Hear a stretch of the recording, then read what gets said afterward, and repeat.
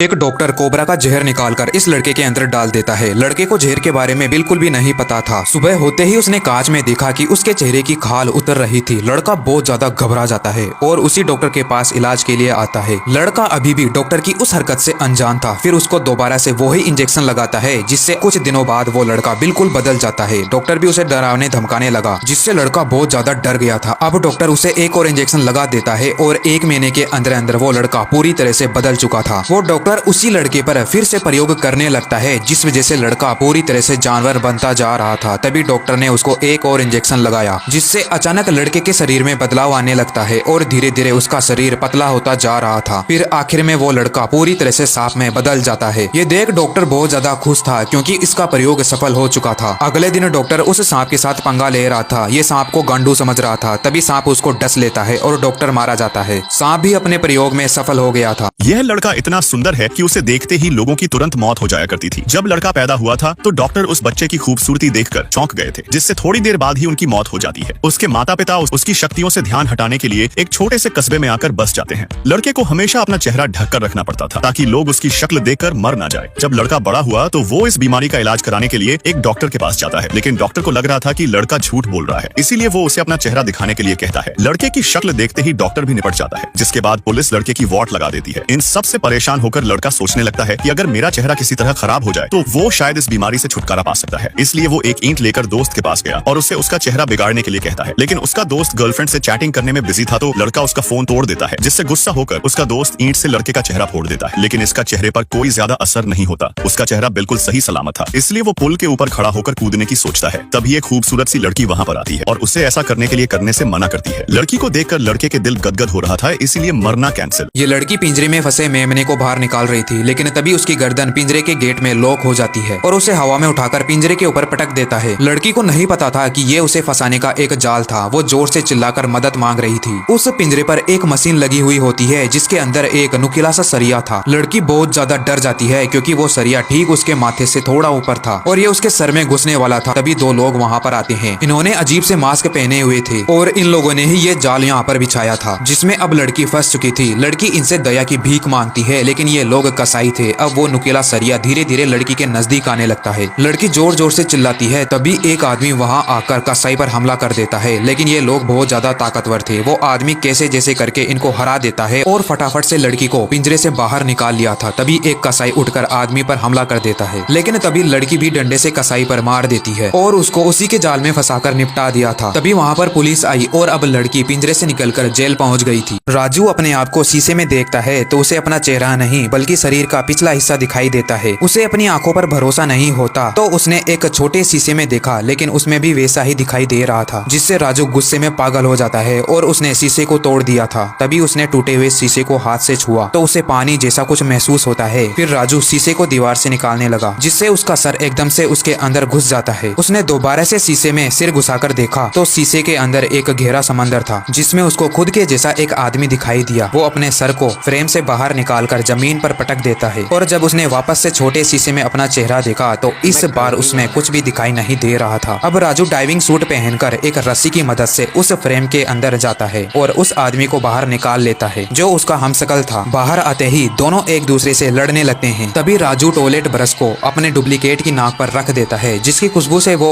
Duplicate आदमी coma में चला गया था।